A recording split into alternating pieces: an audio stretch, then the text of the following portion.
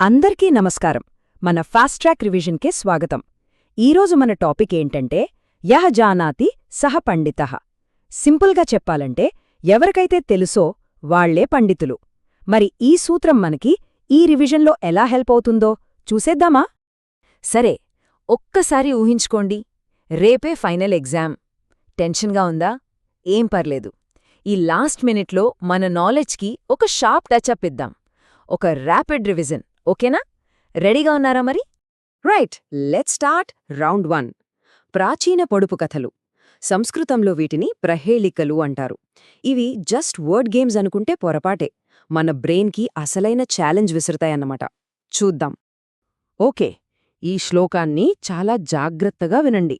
ఇందులో 3 ప్రశ్నలు దాగున్నాయి. 1. భోజనం చివర్లో ఏం తాగాలి? 2. జయంతుడు ఎవరి కొడుకు? 3. విష్ణుపదం అని దేన్ని అంటారు? క్లూ ఏంటంటే ఆన్సర్ కూడా ఈ శ్లోకంలోనే ఉంది. కాస్త ఆలోచించండి.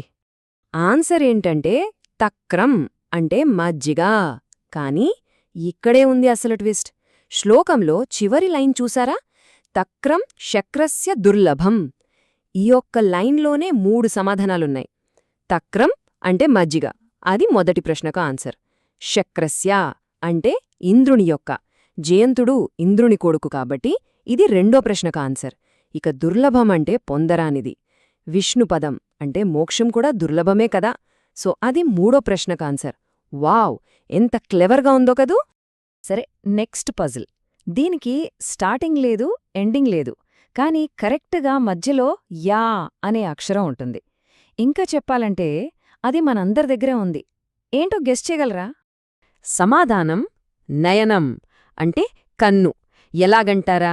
న యనం, మధ్యలో యా ఉంది. సంస్కృతంలో న అంటే లేదు అని కూడా అర్థం. సో న ఆది అంటే ఆది లేదు, న అంతం అంటే అంతం లేదు. చూసారా ఎంత తెలివైన వర్డ్ ప్లేనో? ఓకే, రౌండ్ 1లో లాస్ట్ అండ్ ఫైనల్ పొడుపు కథ వినండి. చెట్టుపైన పండు ఉంటుంది, కాని పండుపైనే మళ్ళీ చెట్టు కూడా ఉంటుంది. ఏంటది? మీకోసం ఇంకో క్లూ కూడా ఉంది. ఆ పదం ఆతో మొదలయ్యి సాతో ఎండవుతుంది. ఇది కనిపెడితే మీరే నిజమైన పండితులు. అండ్ ది ఆన్సర్ ఈజ్ అనానసః, పైనాపిల్. ఆలోచించండి, పైనాపిల్ పైన ఉండే ఆకులు చిన్న చెట్టులాగే ఉంటాయి కదా. Beautiful. So first round super success. Right, ఇప్పుడు కొంచెం గేర్ మారుద్దాం, స్పీడ్ పెంచుదాం. Welcome to round 2, famous pairs. ఇది ఒక లైట్నింగ్ రౌండ్ అన్నమాట. నేను ఫాస్ట్గా పేర్లు చెప్తాను, మీరు వాళ్ల మధ్య ఉన్న కనెక్షన్ని గుర్తు చేసుకోవాలి. రెడీ? ఫస్ట్ కేటగిరీ, గురు శిష్య పరంపర. ద్రోణాచార్యులు అనగానే మనకు గుర్తొచ్చేది అర్జునుడు, చాణక్యుడు అనగానే చంద్రగుప్తుడు, అలాగే శంకరాచార్యులు మరియు పద్మపాదుడు. ఇక ఆధునిక కాలంలో రామకృష్ణ పరమహంస మరియు వివేకానందుడు. వీళ్ళు జస్ట్ టీచర్ స్టూడెంట్స్ కాదు, చరిత్ర గతిని మార్చిన డైనమిక్ డ్యూస్. నెక్స్ట్, గ్రంథ గ్రంథకర్త అంటే author, book pairs. Valmiki Ramayanam, Vyasudu Mahabharatam, Kalidasa Raghuvamsham, Vishnu Sharma Panchatantram. క్విక్గా గుర్తుపెట్టుకోవాలివన్నీ. ఈ లైట్నింగ్ రౌండ్లో చివరి కేటగిరీ పతి పత్ని పురాణాల్లోని ఐకానిక్ కపుల్స్. శ్రీరాముడు సీత, లక్ష్మణుడు ఊర్మిళ, కృష్ణుడు రుక్మిణి మరియు అర్జునుడు సుభద్ర. పర్ఫెక్ట్. సరే, 2 రౌండ్స్ అయిపోయాయి. ఇప్పుడు మనం ఫైనల్ రౌండ్కొచ్చేసాం. ఇది చాలా చాలా ఇంపార్టెంట్, ది కనెక్షన్ కేస్, అదే సంబంధకారకం. ఇంతకుముందు మనం చూసిన జంటలన్నింటినీ కలిపే గ్రామర్ సీక్రెట్ ఏంటో ఇప్పుడు తెలుసుకోబోతున్నాం. సంస్కృత వ్యాకరణంలో దీన్నే షష్ఠీ విభక్తి అంటారు. షష్ఠి అంటే 6, సో 6th కేస్ అన్నమాట. దీని రూల్ చాలా సింపుల్. 2 నౌన్స్ మధ్య రిలేషన్షిప్ లేదా ఓనర్షిప్ చూపించడానికి దీన్ని వాడతాం. మన తెలుగులో యొక్క అని వాడతాం కదా, అదన్నమాట. ఇది ప్రాక్టికల్గా ఎలా వర్క్ అవుతుందో చూద్దాం. ఉదాహరణకి బాలకస్య పుస్తకం అంటే బాలుడి యొక్క పుస్తకం, లేదా రామస్య పత్ని అంటే రాముడి యొక్క భార్య సీత. ఇప్పుడు కనెక్షన్ క్లియర్గా ఉంది కదా. మనం రౌండ్ 2లో చూసిన ప్రతి జంట వెనుక ఉన్న లాజిక్ ఇదే.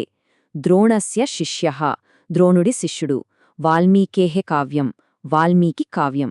చూసారా, ఈ ఒక్క గ్రామర్ రూల్ ఆ పదాల మధ్య ఒక బంధాన్ని క్రియేట్ చేసి వాక్యానికి ఒక అర్థాన్నిస్తుంది.